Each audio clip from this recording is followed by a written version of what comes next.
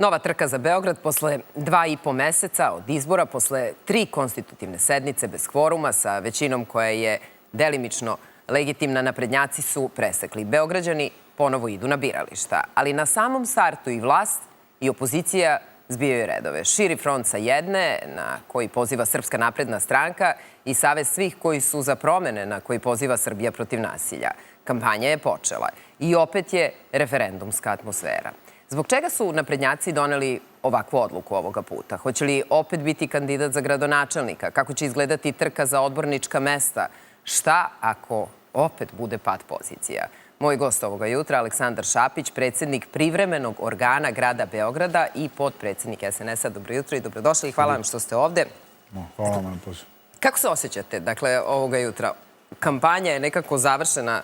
17. decembra smo išli na birališta. Mislili smo da smo završili sa kampanjom za naredne 4 godine i opet smo na poziciji otprilike od oktobra. Tako je, tako se ispostavilo to jest ispostavilo se drugačije, nije bilo moguće.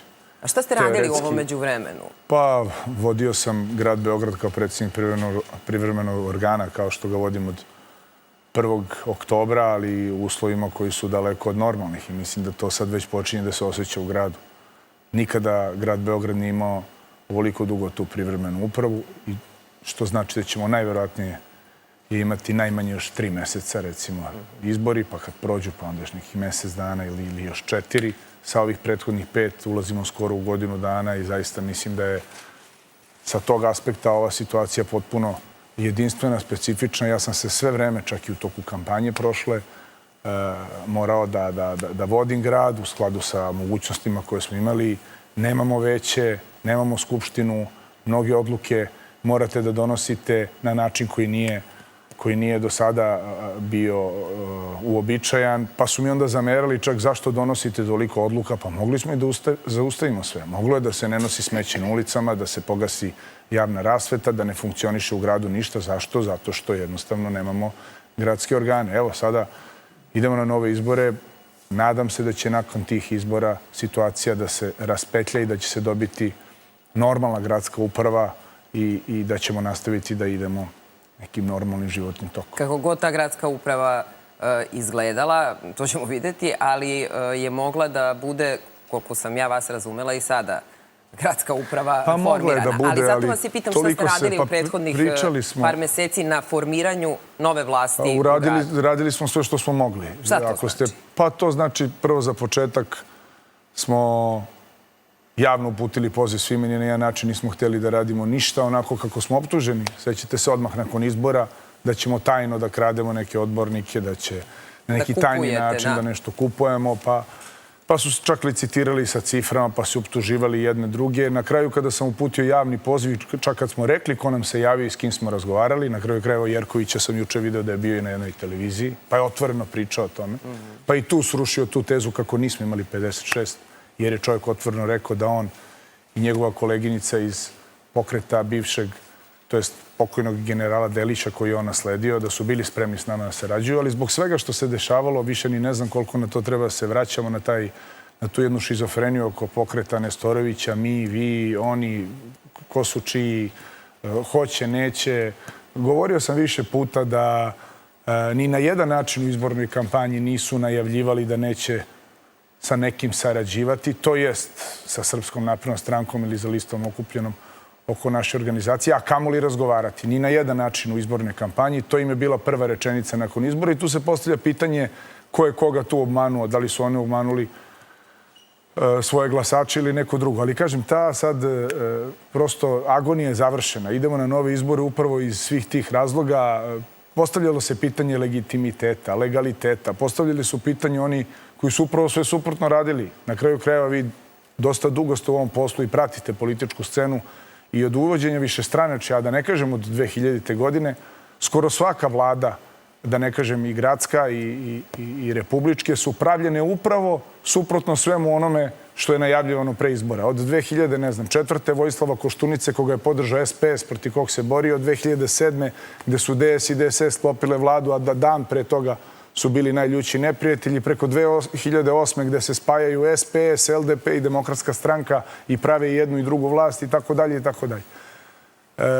Verovatno zbog specifičnosti situacije, ne samo kod nas, nego prosto u svetu, jer mi danas živimo istorijski moment, mi živimo moment na ivici noža što se tiče svetske politike, to smo svi svesni. Teške situacije što se tiče Srbije, te geopolitičke, jer je pritisak sve veći i veći na temu naših decenijskih problema i Kosova i odnosa sa Republikom Srpskom i ono što je od pre 2 godine postala glavna tema, to su odnosi sa istokom, pre svega sa Rusima, gde se od nas traži da ih potpuno prekinemo. Naravno, i zbog stanja ovde kod nas, odlučili smo se na ovaj potez koji je objektivno je na štetu našu, jer smo imali mogućnost da sklopimo... Da, ali neko će vam reći, ne razumem zašto. Dakle, ako postoji neka praksa politička, to nije praksa kod nas, da se prave vlasti manjinske, većinske, da se ide u koalicije sa nekim sa kim ste bili ljuti neprijatelji u predizbornoj kampanji. Angela Merkel je tako 2 mandata vladala sa svojim najvećim neprijateljem. Ali kome ste onda popustili? A to je politička odluka bila, na kraju kraja. Može se desiti da smo pogrešili. Možda nismo smeli da prvo da dozvolimo se izgube 2 meseca, pa sad još 3 meseca. Moguće, ali odluka politička je bila... Ne, više vas pitan kome ste popustili? Pa nema tu popuštanja, kažem. Politička odluka je bila naša, da zbog celokupne situacije pokušamo da podignemo tu lestvicu na viši nivo, da pokažemo da želimo stvarno puni legitimitet, da pokažemo da nismo ovde po svaku cenu da bi došli do vlasti, jer tog trenutka, kako da vam kažem, na sve načine pokušava da se ljudi pokušavaju da destabilizuju naše društvo. I sećate se, nakon izbora, jedno je što je neko nezadovoljan rezultatom, pa znali su da budu nekad i protesti nakon prethodnih izbora, ali niko nije nakon izbora krenuo na Stari dvor da ga uništava fizički. Niko nije pokušavao na taj način da se obračuna i da a priori odbije svaki izborni rezultat koji je sam priznao i potpisao na biračkom mestu. Još jednom ću da vas podsjetim, govorio sam o tome kao papagaj jer ljudi ne znaju. Izborni proces se završava realno na biračkom mestu. Kada birački odbori potpišu zapisnike i kada se zatvore džakovi sa glasovima. Prvi put ja učestvujem u ovim procesima 14 godina, nije bilo nikakvih problema i svi su potpisali zapisnike. Naravno da ta šarada kreće nakon par dana zbog toga što su bili nezadovoljni, zbog toga što su najavljivali.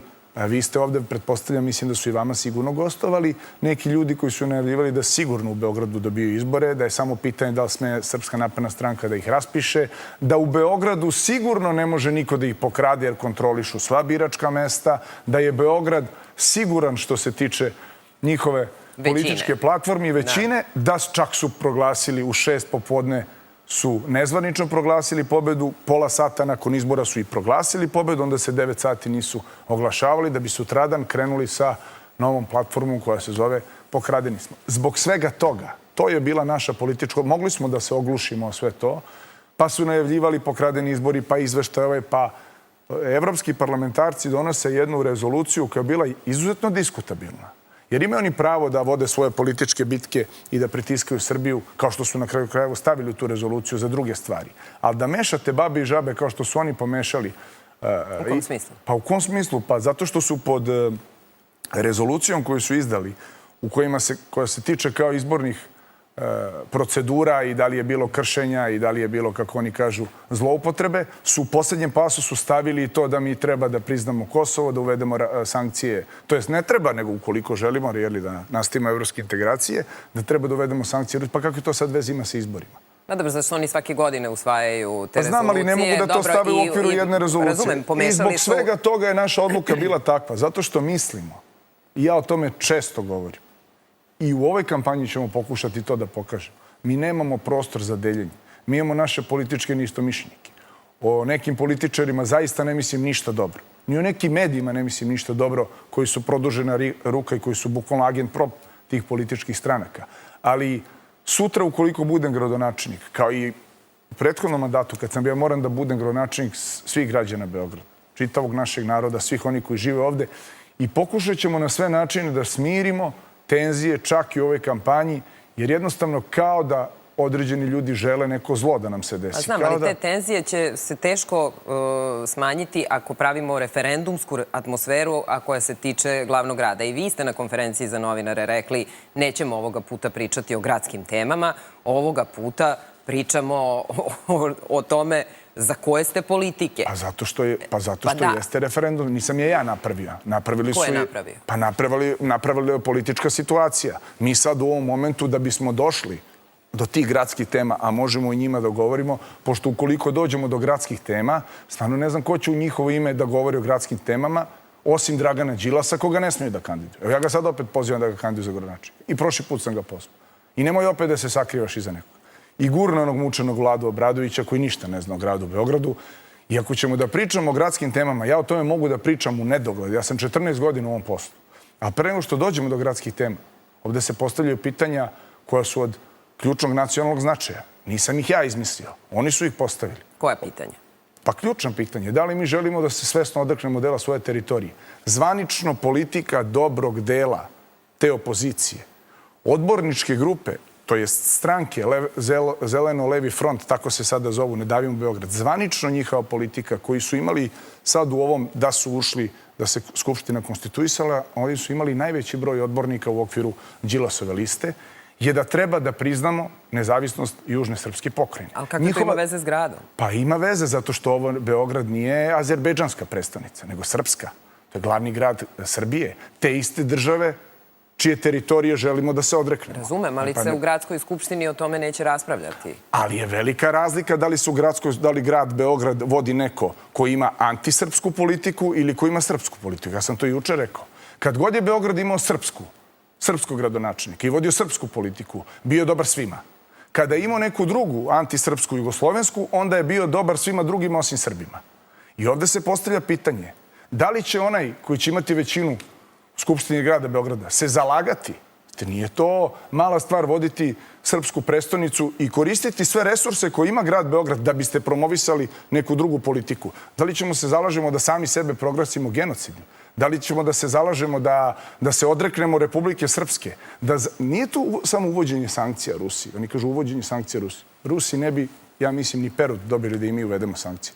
Ovde je stvar simbolična, gde mi treba potpuno da zatvorimo naše odnose sa istokom, posebno sa Rusima, jer to treba da bude pokazatelj da Srbija će po svaku cenu da sluša ono što je se nametne. Na kraju krajeva i ta priča o toj šarenoj zastavi. Šarena zastava je samo simbol onoga što treba da nam donese, šta ćemo da učimo u školama. Hoće li to da bude uslov? Jedan vaš kolega na drugoj televiziji mi je rekao, pa šta? Pa ako hoćemo u Evropsku uniju, mi moramo da ispunjamo ono što nam kažu. Pa onda nek nam otvoreno kažu šta je to što od nas očekuju. Jer ja neću da budem nikada za Evropsku uniju ukoliko mi budu tražili da svoje dete ne smijem da zovem sine ili ćerko, nego moram da zovem dete 1 i dete 2, a on mene ne sme da zove tata, nego mora da me zove roditelj 1. Ja neću da budem za to. Nisu to baš pravila u Evropskoj uniji, mislim, koje oni nameću. To su zakoni koji su neke zemlje usvojile. Onda ja samo pitam da li će to biti uslovi za nas. Jer, podsjetit ću vas, pre 15 godina nije nam niko tada rekao da će biti uslov da priznamo Kosovo. Je li vam sad to uslov? Jesu otvoreno rekli? Polako. Ajde da vidimo da li mi pristupanjem Evropskoj uniji apsolutno gasimo svaku našu vrstu suvereniteta. A ta priča o Evropi, idemo, ne idemo, više puta sam o tome govorio. Mi smo Evropa. Mi ne pripadamo ni azijskoj civilizaciji, niti bilo kojoj drugoj, nego evropskoj. Mi smo baštinili evropske vrednosti. Mi se nalazimo u središtu Evrope. Moji, vaši džedovi su se borili u Prvom i u Drugom svetskom ratu za slobodu Evrope. Upravo protiv onih koji se danas proglašavaju najevropljanima. Protiv Nemaca, protiv nacista. Znači, ne mogu oni da budu veći Evropljani od nas. I ja neću da prihvatim da mi nismo deo Evrope. Na kraju krajeva, pa i u toj Evropi ima različitih mišljenja. Pa ne postoje tamo jedinstveni stavovi po pitanju mnogih stvari. Evropa je u velikom problemu, svet je u velikom problemu i ja apsolutno nisam da mi imamo neku, ne znam, ksenofobičnu politiku ili politiku protiv evropskih vrednosti, evropskih integracija, samo da vidimo kojih integracija, sa kim, kako. A pre toga moramo da rešimo pitanje u našoj zemlji. Zato mislim da je ovi beogradski izbori su daleko iznad lokalnih izbora i da će ove teme da budu izuzetno važne. A možemo da pričamo paralelno i sa infrastrukturnim projektima, i sa komunalnim projektima, i sa bezbednostnim projektima, i sa svime onome što je rađeno proteklih 10 godina, sa onim što sam ja radio ovih godinu i po dana, pošto nijednu stvar za nijednu stvar do sada što sam uradio u posljednjih godinu i po dana, sad pričam u moje ime, a spreman sam naravno dobre stvari i da branim koje su rađene ranije, kao i što sam spreman da promenim loše stvari koje su bile. Nisam video ni jednu konkretnu i jasnu kritiku, jer za sve što su me kritikovali, podsjetit ću vas, od javnog gradskog prevoza, preko uklanjanja splavova, preko toga da je laž da ćemo da uvedemo socijalne mere, udžbenike i vrtiće, sve to kad se dogodilo, su sklonili sa strane, idu dalje i nastavljaju da lažu. Zato mislim da su ovi beogradski izbori verovatno najvažniji lokalni izbori u posljednjih 25 godina, zato što nemaju samo lokalni karakter. Dobro. I šta nam garantuje da ćemo posle ovih lokalnih izbora imati mir u gradu? Dakle, prvo, mi ne znamo danas, kako vi kažete, mi, vi, oni, taj pokret okupljen oko Branimira Nestorovića se raspao na neka 3 fronta. To kako će oni ići, vidjet ćemo. Nije to ni za vas tema, ali suštinski ćemo imati dve jake koalicije okupljene oko najvećih, s jedne strane, najveće stranke SNS-a i s druge strane, očigledno, oko Srbija protiv nasilja. Pa nema Srbija protiv nasilja, nije stranka.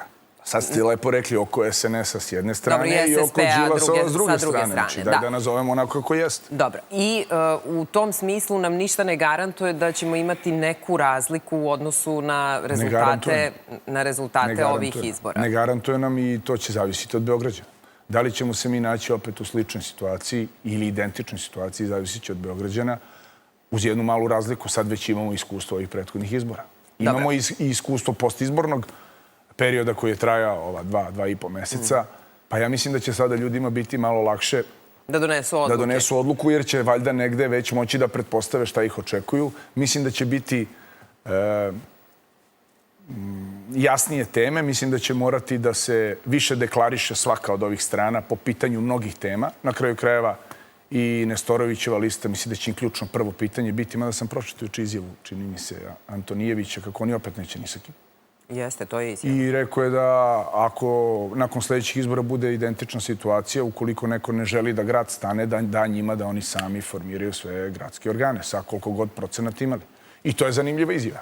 Pa ćemo i to znati u kampanji, da su oni odlučili da sa par procenata treba da vode čitav grad i da bez dana iskustva u toj oblasti. Je li ikad bilo priče da Nestorović zarad, recimo, formiranja nove gradske vlasti može da dobije mesto gradonačelnika?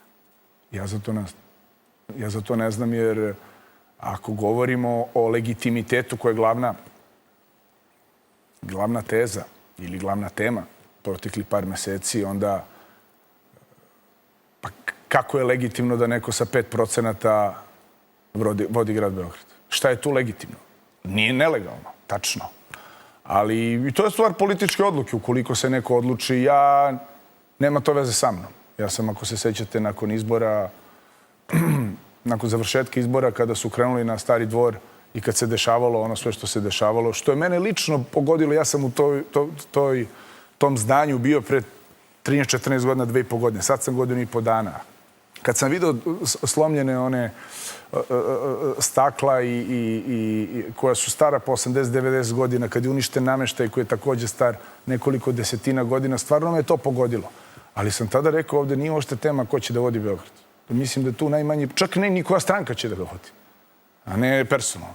Ovdje je pitanje samo hoćemo li mi da dozvolimo da uđemo u situaciju u kojoj nakon svakih izbora ulazimo u sve veće i veće konflikte, u sve veće i veći obračun ulicama i dolazimo do toga da u stvari nećemo više demokratskim putem da odlučujemo ko će da nas vodi, nego ćemo funkcionisati po principu ko je jači. Ako uđemo u tu sferu ko je jači, ulazimo u anarhiju, ulazimo u bezvlašće. Ali kako se Tako da se vratim da nisam odgovorio na to pitanje. Ja mislim da onaj koji pobedi na izborima i koji dobije najveće poverenje građana, kao što je na nivou Republike, da taj treba da dobije prvu priliku da sastavi gradsku vlast. Ukoliko on ne može, onda ide drugi iza njega. A tačno je da možete da se odlučite i da date mesto gradonačelnika nekom svom koalicionom partneru. To je stvar već političke odluke. A dobro, i to smo imali prilike i na republičkom nivou da vidimo da neko ko nije osvojio većinu može da kao premijera, da Tako da jeste svog lidera. moguće. Ali kako ćete vratiti i kako ćemo svi kao društvo vratiti poverenje u izborni proces? Dakle, i Ana Brnabić je rekla da će se primenjivati preporuke ODIHR-a.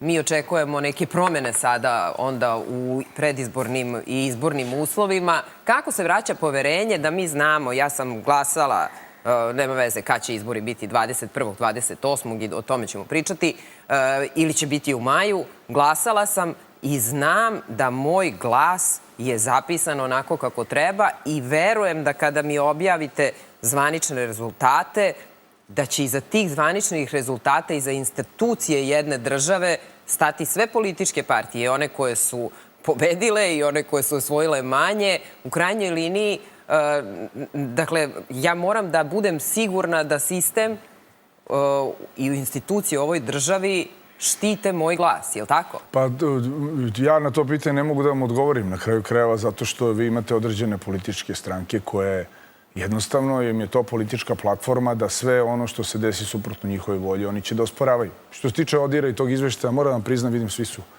kao fantastično razumeju. Ništa meni nije jasno što su oni tu ispisali. Pošto to što su tu napisali, nam mogu napišu svakome.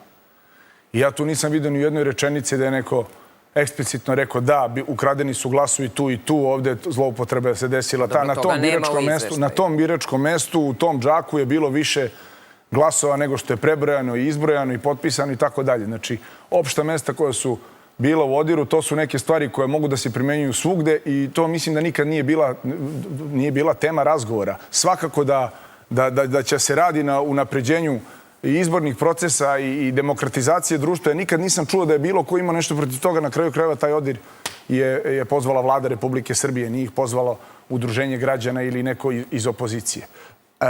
Tako da, kako vam kažem sad, da li ćemo mi nakon ovog izbornog procesa imati ponovo sumnju u sve, ja na to ne mogu da vam odgovorim. Ono što znam, da pozivam sve one koji budu učestvovali na izborima, da ponovo daju svoje posmatrače, da daju svoje biračke odbore, da vode računa šta se dešava na biračkom mestu. 14 godina sam u ovom poslu.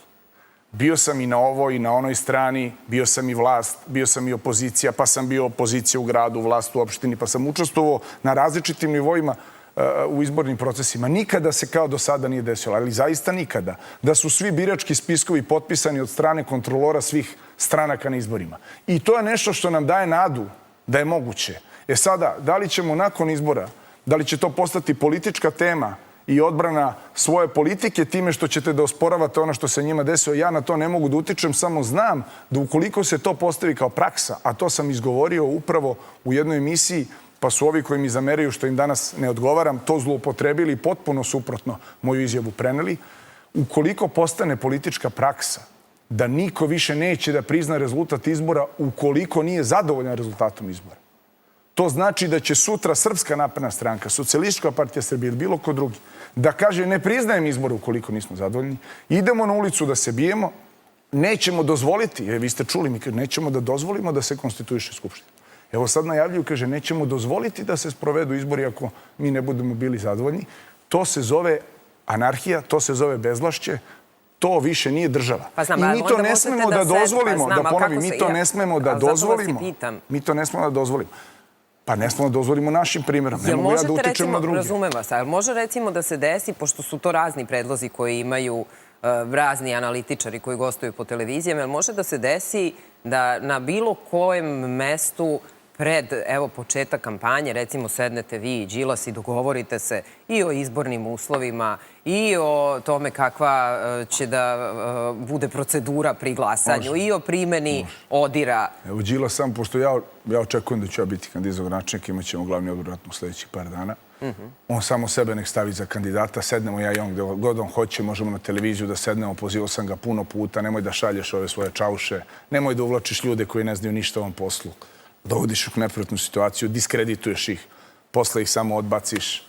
Ja s njim nemam nikakav problem, samo nek on od sebe stavi na čelo toga, nek stavi svoje ime, nek kaže ono što jeste da taj, kogod bude bio formalno kandidat će da sprovodi njegovu politiku, nikakav problem da sednem vrlo rado. Dobro, ali ako on bude bio kandidat za gradonačelnika... Pa ne mogu da sednem sad, onda ćemo i njemu da damo da sedne s nekim našim tamo koji se šunja i sakriva, kao i on. Dobro. A jel očekujete, evo pominjalo se ime Dejana Bodiroga u medijima? Pa video sam, ne znam, vidjet ćemo ovih dana. Ne znate ništa o tome? Bilo bi mi iznenađenje kako se on našao u toj grupi ljudi, jer ja njega znam. Nisam ga do duše video dugo, ali ga znam dugi niz godina i znam neki njegovi nacionalne stavove.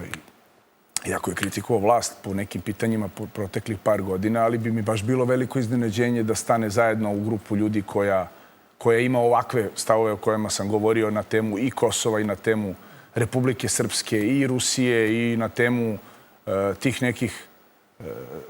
nekih društvenih relacija u društvu. Baš bi mi bilo iznenađenje, ali dobro, možda se čovjek promenio. Ne znam, znači ne želim uopšte unapred da ga niti osuđujem ukoliko bude... Pošto ste pričali o tome, da ste čuli nešto... Pretpostavljam da bi on trebalo da zastupa i da brani tu jednu opštu politiku, pošto teško da može da zastupa lokalnu politiku, komunalnu politiku ili bilo šta drugo, jer od tome pretjeranog iskustva nema. Tako da pretpostavljam da on treba da bude simbol te nacionalne politike koju će oni da plasiraju. Sad vidjet ćemo koja je to politika. Da, i juče to saopštenje... Ukoliko bude, da ne bude sada da... Ne, pa dobro, zato što je to ime koje se pominje u prethodna 2 dana. Dakle, juče je stiglo saopštenje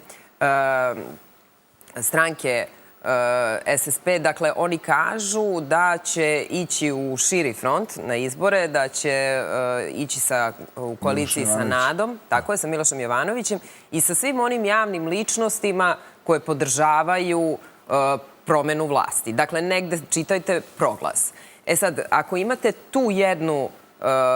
tu jednu grupaciju, s druge strane očekujemo da će Srpska napredna stranka ići sa SPS-om, da će ići sa kim još u taj širi pokret? Pa svi, takođe svi oni koji smatraju da u ovom momentu treba stanemo jasno iza naše i nacionalne politike i svega onog u ovom momentu što se sprovodi. Očekujemo i od zavetnika, očekujemo od svih naših prethodnih koalicijnih partnera tu ostanu. Dobro. Znači, od Jel Rasima očekujete Ljajića Nestorovića možda? Pa nešto ga baš ne očekujem, moram da priznam. Ne, ja? Pa znate šta, već bi bilo previše... Znate, on kao ona seoska mlada, mi sad kao njega zovemo, a oni, zvali smo ga 2 meseca da sedemo da razgovaramo, nije hteo s nama ni da razgovara. Nešto ne očekujem baš. Ukoliko je spreman da podrži, dobrodošao je ne on, nego bilo ko drugi, mi tu moramo da sklonimo apsolutno naše neke lične odnose, sujete ovo ono, mislim, gospodin Nestorović, ako je nekog napao, bio napao je mene. Pa samo vas i rekao je da... Pa i to je napao me za stvari, mislim, to je neverovatno, napao me za stvari s kojima ja nema nikakve veze, pošto ja Beograd vodim 1,5 godina. Nevezano od toga da li je s razlogom napao i da li su to stvarno dobro ili nisu. Pa onda rekao da za 1,5 godina nisam ništa uradio, bih volio da vidim šta to nisam ništa uradio, pošto ću nabrojim sada 3, nebitno je. Jeste, i on je posle izbora baš gostovao ovde kod nas i rekao da se ne slaže sa tim i da neće podržati zato što se ne slaže sa tim da vi budete gradonačelnik. To vam kažem, onda sam počeo premotan, rekao da li sam ga negde sreo, nisam ga nikad u životu sreo, ali dobro, i nisam reagovao na to. Zašto? Zato što smatram da u ovom momentu za to nema prostora. Tako da, ko će biti i ko će podržati sa naše strane taj naš veliki nacionalni front, državotvorni front, državotvorni pokret ili već kako ga budemo nazvali u odbranu Beograda i odbranu jedne srpske politike koja treba u Beogradu da se sprovodi, vidjet ćemo, ali očekujemo da će iz te strane da bude dosta i organizacija i stranaka, naravno kao i ljudi iz javnog života i svih drugih sfera društva. Ili će kampanju voditi Aleksandar Vučić ili će voditi onaj ko bude bio kandidat za gradonačelnika? Kako, jeste razgovarali o tome kako će to izgledati? Naravno da ukoliko budem ja bio kandidat za gradonačelnika da ću biti tu sa tog aspekta najistureniji i da ću najviše govoriti o stvarima koje se tiču grada Beograda, ali naravno da se nećemo ni odreći Aleksandra Vučića. Upravo to je bilo jedno od tih glavnih zahteva, da se odreknemo njegovog imena, da ga ne stavimo na listu. Mislim, a zašto ga ne bi stavili na listu? Zašto bi se odricali čoveka koji ima najveći politički autoritet? Zašto bi se odricali čoveka koji je postavio platformu nacionalne politike, na kraju krajeva i beogradske politike posljednjih 10 godina? To bi samo lud čovek uradio. Zašto bi to uradili kada to nikada do sada nije bila praksa? On je juče i sam rekao da će pomoći na sve moguće načine. Naravno da on neće moći da učestvuje na dnevnom nivou u kampanji, jer ima milion drugih stvari i problema s kojima se svakog dana suočavamo što se tiče spoljne politike i svega onoga i svih onih izazova koje imamo. Ali da li će biti tu kad god bude mogao, ja očekujem da da. 21. ili 28. april, šta je realno? Pa sad to zavisi od kad je reč o datumima. Ne znam kada će da se izabere predsjednik Skupštine. Zavisi od toga jer gradske izbore ne može da raspiše predsjedavajući, koji u ovom momentu imamo najstarijeg u Skupštini. Već mora da se bere predsjednik Skupštine Republike Srbije. Kada njega budu izabrali, onda on može da raspiše beogradske izbore. Ja očekujem da će to biti u sledećih 7-8 dana, jer mislim da je u interesu budu što pre. Zbog svega ovoga o čemu smo govorili, zbog 5 meseci vanrednog stanja u Beogradu, zbog potencijalno još 3-4 meseca vanrednog stanja, zbog EXPA koji je... Taj EXPO, pitao je neko Vučića kao, pa dobro, kao EXPO je koštao, ne znam gde, 2 milijarde, zašto kod nas 17? Ne, te su ga pitali, da. Pa i nas možda košta i 1,5 milijardu. Napravimo samo tamo malo one, sredimo gde će da se održi međunarodna izložba i to je to. A onda bi bili izuzetno glupi kad ne bi iskoristili tu vrstu prilike koja nam se ukazala. A to je da će da nam dođe ceo svet, da će da se spremaju kako tu da sebe prezentuju iz čitavog sveta drugima i da iskoristimo. Mi ćemo da uložimo dodatnih nekoliko milijardi, više desetina milijardi, da bi u toku procesa pripreme za EXPO prvo od Beograda verovatno napravili grad koji neće moći da se prepozna, a onda i velike infrastrukturne stvari sproveli u Srbiji zato što ćemo da podignemo čitav jedan ekonomski nivo. I zato mislim da bi bilo izuzetno loše da ovo stanje traje ili da ne daj Bože nakon sledećih izbora uđemo ponovo u 5 meseci ovakvog stanja. Jer mi onda ugrožavamo bukvalno održavanje i te izložbe. Jer znate šta, bez obzira na sredstva, najveći deo sredstava ide iz Republike. Ogroman, mislim, što se tiče samog EXPA. Ali ne može skoro nijedna procedura da se sprovede bez grada Beograda. Ne može da se izda nijedna dozvola. Ne može da se uradi nijedna komunalna infrastruktura. Ne može bez gradske građevinske direkcije. Dakle, najranije možemo na biralište 21. aprila. Pa mislim da skoro već ne možemo, jer to znači da bi u sredu trebali budu raspisani. Znači, a najkasnije 26. maja. Može još verovatno i kasnije, ali onda posle ulazimo. U svakom slučaju, kad se izabere predsjednik Skupštine, od tog momenta možemo da gledamo. Ja očekujem da čim se izabere će odmah da ih raspiše. Znači, možda je najrealnije da pričamo o 28. aprilu. Ja bih volao bude 28. da bude što pre. Što pre.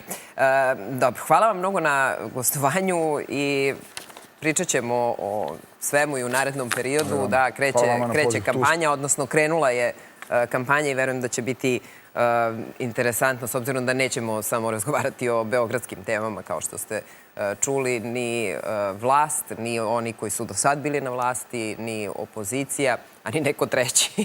Jer verovatno će biti, ne verujem da ćemo imati samo 2 kolone na ovim izborima, barem ako slušamo Nestorovića, nećemo ih imati sigurno. Mi smo K1 televizija. Gledajte nas na ovim kablovskim operaterima.